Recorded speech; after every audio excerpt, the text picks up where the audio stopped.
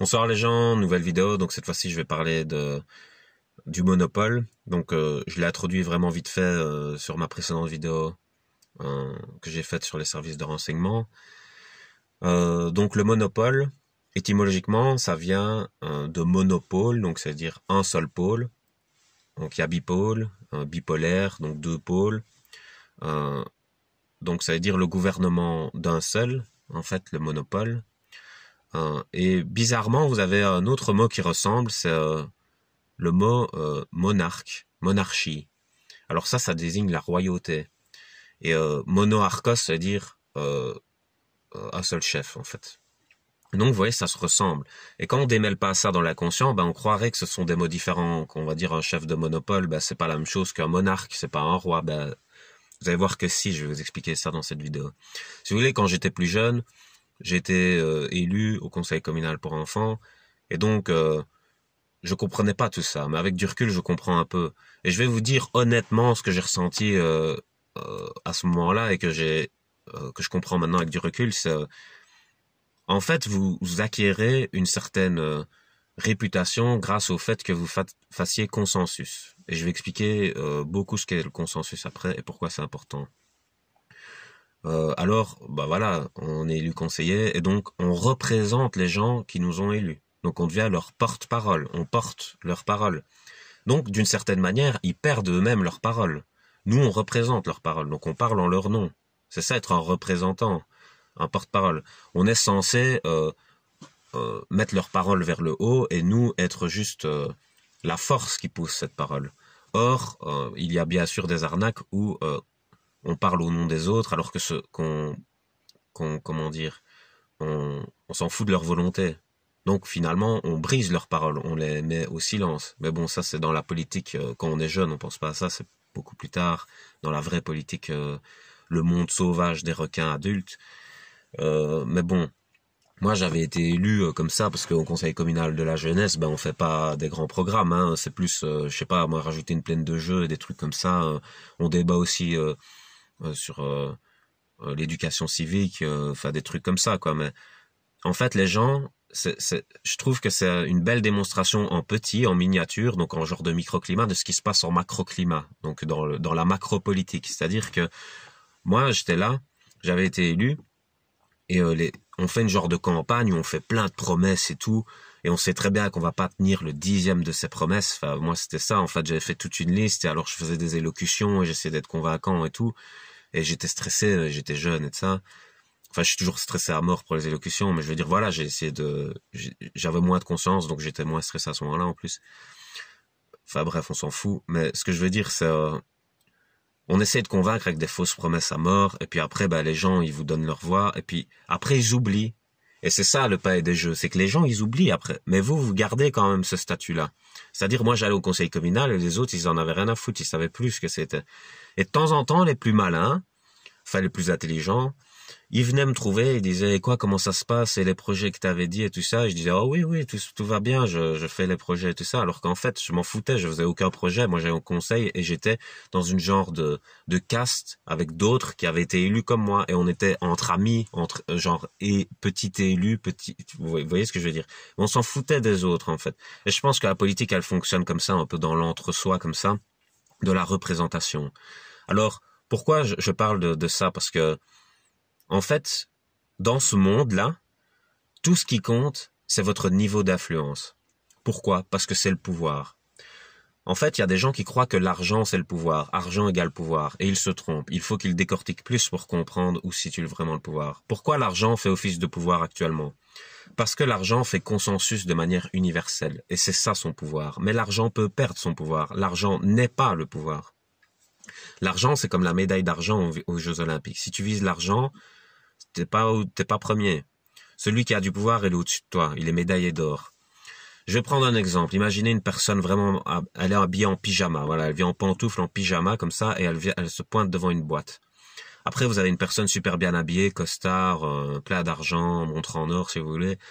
Et le sorteur, il dit, à la personne en pyjama, toi tu peux rentrer parce qu'il la connaît en fait. La personne en pyjama, elle a de l'influence et elle connaît le sorteur. Donc la personne rentre et la personne qui a de l'argent, elle essaye de donner de l'argent au sorteur, il veut pas, il dit non, tu vois, tu rentres pas. Vous voyez bien que la limite de l'argent à ce moment-là.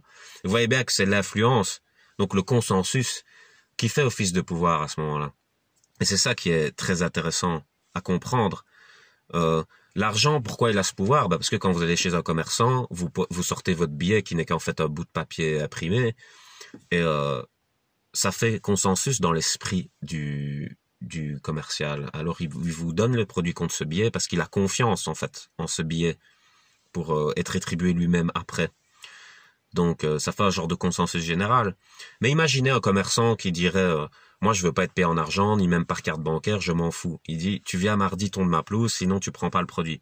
Mais votre argent il vaut plus rien. Vous pouvez être milliardaire si tous les commerçants du monde disent moi je suis plus payé en argent, votre argent il s'effondre. C'est pour ça qu'on dit les multinationales sont des colosses au pied d'argile, parce que tout ça est fait sur le consensus. Les publicités, elles sont faites pour alimenter votre consensus en permanence. Je prends des marques au hasard, mais pourquoi quand vous allez au magasin, vous voyez Cola, par exemple, un Cola normal, et vous voyez Coca-Cola, et quand vous regardez les deux, vous prenez Coca. Parce que vous avez confiance en Coca. Vous donnez votre confiance, vous investissez votre espoir en Coca. Vous vous dites, c'est de la qualité, je suis sûr que c'est un bon produit. Moi, j'ai confiance en Coca. C'est quelque chose d'inconscient, hein. C'est pas quelque chose de conscient. Et il est là le pouvoir. Le pouvoir, il se fait pas que dans le conscient. C'est pour ça que parfois dans les relations, il y a des gens, ils se disent, oui, moi je refuse quelque chose, donc j'ai le pouvoir. Oui, consciemment, mais inconsciemment. Si tu continues à faire la même chose inconsciemment, alors que tu as un rejet conscient, t'es quand même dominé par ton inconscient. Et c'est là où se situe aussi le pouvoir. C'est dans l'inconscient des gens. Donc les gens, peut-être ils se disent oui, Coca c'est de la merde parce que j'ai entendu que c'était de la merde, mais quand ils sont face à Coca-Cola et le cola, ils prennent quand même Coca. Donc t'es quand même, ton inconscient est quand même soumis en fait. Et ça, dans le consensus, on joue beaucoup là-dessus. Et alors, parfois dans des soirées de gala, vous allez avoir des gens de divers horizons, et vous allez avoir des gens qui ont une moins bonne apparence que d'autres, par exemple. Et donc il y a des capitalistes qui vont se moquer, ils vont dire oh là là, la personne a mauvaise apparence, donc elle doit pas faire beaucoup consensus. Puis il y a une autre personne qui va arriver qui va dire cette personne-là, elle a plein elle a des millions de gens derrière elle qui la soutiennent et de ça, elle est chef de plusieurs entreprises et de ça. On va faire waouh. Donc elle fait consensus, il y a des gens qui leur donnent la confiance. Et c'est ça qu'il y a des influenceuses YouTube qui se maquillent. Et comme il y a des millions de gens qui les regardent, les publicitaires, ils investissent parce qu'en fait, elle fait consensus, c'est la fille qui se maquille. Et c'est tout ce qui compte, en fait, dans le monde de la spéculation. Et c'est ça qu'il faut comprendre. Il est là, le vrai pouvoir. Et donc, ce sont des monopoles. Et on l'a bien vu avec...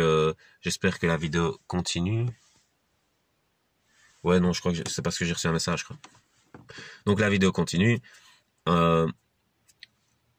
Les monopoles, en fait, c'est ça, que ce soit en politique ou dans le monde financier, il y a que le monopole qui compte, en fait. Il faut faire consensus le plus possible. Donc, les petites entreprises, c'est des petits consensus qui se font avaler par des grands consensus, des grandes entreprises qui ont la confiance de beaucoup, beaucoup de gens, etc. Vous avez la même chose au niveau des forces armées, c'est-à-dire que si vous avez une force armée qui vous fait confiance, vous avez le pouvoir sur cette force armée. D'ailleurs, j'avais publié une vidéo avec Olivier Cromwell qui en Angleterre à une certaine époque, il a fait couper la tête du roi parce que le roi était un dictateur, et donc il a fait un parlement, et puis ce parlement-là ne travaillait que pour ses propres intérêts justement et ne travaillait pas pour le peuple, et il est rentré dans le parlement avec l'armée et il a foutu dehors tous les parlementaires et il a pris le pouvoir lui-même. Il a dit s'il faut que je gouverne moi-même pour que le désir des Anglais soit écouté, je le ferai. Qui dit voilà, mais il avait le consensus de l'armée. Et donc ça aussi les capitalistes ils le savent, c'est un truc qu'il faut bien comprendre, c'est le consensus du nombre, c'est pas suffisant. Il y a un autre facteur qu'il faut bien prendre en compte, c'est par exemple, il y a les Spartiates, si vous connaissez l'histoire des Spartiates. Ils étaient 300 aux Thermopyles et ils ont abattu 10 000 hommes à 300. Donc ils étaient tellement bien organisés, forts, entraînés, compétents qu'à 300, ils ont eu 10 000 hommes. Après, ils se sont fait avoir parce que voilà, leur tactique n'a pas fonctionné jusqu'au bout et puis il y avait trop d'hommes en face. Mais quand même, ils ont fait un exploit.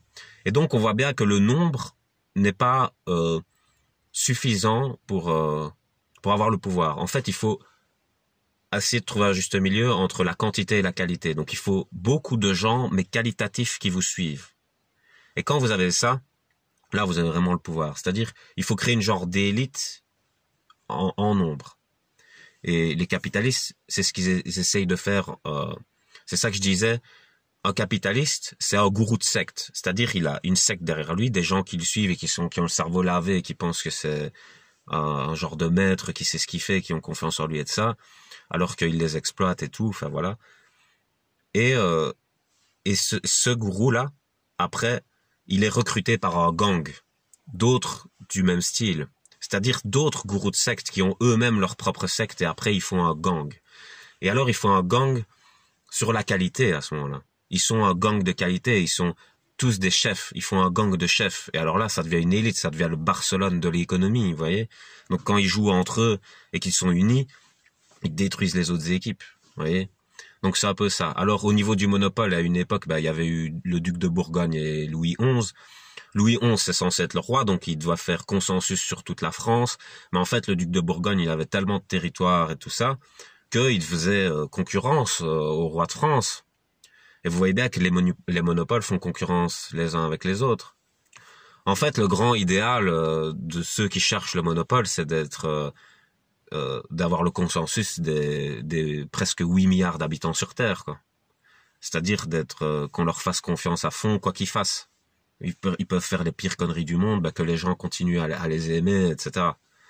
Alors c'est pour ça que je trouve ça dangereux de gouverner avec 80% d'abstention, parce que là on n'a plus le consensus. Et quand il n'y a plus le consensus, ça devient dangereux parce que les gens, ils obéissent par obligation. Et j'avais déjà écrit, la peur est un respect de seconde main. C'est-à-dire qu'à la moindre faille, quand vous avez montré la moindre faiblesse, ces gens-là, ils vont vous rentrer dedans. Et donc, vous n'avez plus trop le pouvoir à ce moment-là. Le pouvoir, c'est vraiment quand les gens, ils vous font tellement confiance qu'ils vous croient pas capable d'être méchants, en fait. Quand vous en êtes ça c'est le syndrome de Stockholm qu'on appelle ça. Mais quand vous en êtes là, vous êtes complètement dominé. Alors, il y a des manipulateurs bons, des manipulateurs mauvais. Les manipulateurs mauvais, ils mentent 9 fois sur 10. Mais quand vous mentez 9 fois sur 10, on vous fait plus confiance, il y a plus de consensus. Les gens savent bien que vous êtes un menteur. C'est un peu comme le petit qui crie au loup, au loup, puis après, les gens viennent, il n'y a pas de loup, ils repartent, et puis les gens reviennent, il n'y a pas de loup, ils repartent, et puis après 4-5 fois, ils viennent plus. Et donc là, il y a vraiment loup, et le petit garçon, il se fait bouffer. Ça, c'est la fable. Et ceux qui mentent 9 fois sur 10, on veut les croire, et puis chaque fois, c'est un mensonge, et alors à la fin, on ne te croit plus. Donc l'abstentionnisme, c'est ça, c'est tu es mauvais, de toute façon, on s'en fout. Donc à partir du moment où vous perdez cette confiance-là, vous n'avez plus de pouvoir. Hein. Ça, c'est un pouvoir d'autorité qui va flancher, ça. Donc et ça, je l'avais déjà dit, dans la mythologie du diable, le diable, c'est le premier des perdants, si vous voulez. En fait, c'est tout le monde, comme si tout le monde était rentré au paradis, donc 100% de vérité, et puis la porte s'est refermée juste au diable, parce que lui, il était à 99,9% de vérité et 0,1% de mensonge. Et l'enfer se referme sur lui-même à cause de ça. C'est-à-dire, les menteurs, qui sont pas crédibles et tout ça, comme je dis, ils mentent 9 fois sur 10, donc ils n'acquièrent aucun pouvoir, mais le diable, c'est vraiment hyper subtil. C'est-à-dire, il va dire 99,9% de vérité, 0,1% de mensonge, et c'est dans ce 0,1% qu'il y a le poison. C'est là où il y a l'enfer.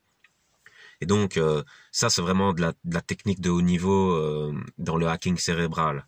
Voilà, et il faut bien comprendre ça.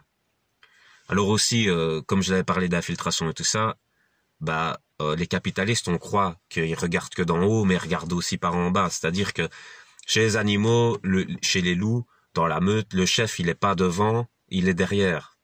Pourquoi? Parce que de derrière, il sait voir tout l'avant, et il sait voir s'il y a des attaques à l'avant, etc. Il a une vue en recul, en fait.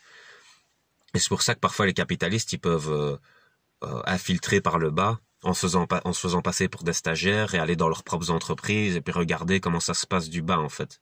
Pas toujours rester dans leur tour d'ivoire comme ça. En haut, comme Sauron, avec l'œil de Big Brother, comme ça, dans sa tour, qui regarde comme ça. Voilà, c'est un peu bizarre comme ça. Mais voilà, vous voyez un peu ce qu'est le pouvoir, en fait. Le pouvoir, c'est vraiment le consensus, c'est pas l'argent. Donc, quand on veut lutter contre un pouvoir qu'on n'aime pas, il faut essayer de faire consensus. Et d'ailleurs, dans le film Gladiateur, pourquoi Commode ne tue pas Maximus alors que c'est un sable gladiateur et que lui est empereur? Parce que Maximus, il fait consensus à un moment donné du film. C'est-à-dire Proximo, qui lui a été libéré et qui conseille Maximus, il lui dit gagne la foule. Et comme Maximus gagne la foule, quand Commode veut l'exécuter comme ça, il y a toute la foule qui dit de libérer Maximus. Alors il est obligé de faire comme ça et ça l'énerve parce que si jamais il exécute Maximus, il perd tout le consensus de la foule et il risque d'être détrôné de son statut d'empereur. Et donc ça lui fait peur, il n'a pas envie. Donc voilà. Je pense que j'ai terminé cette vidéo et qu'elle vous aura aidé à comprendre un peu mieux le monde. Donc, enfin non, j'ai pas terminé, il faut que je reparle du hacking cérébral. Le hacking cérébral, c'est essayer de manipuler en fait le consensus.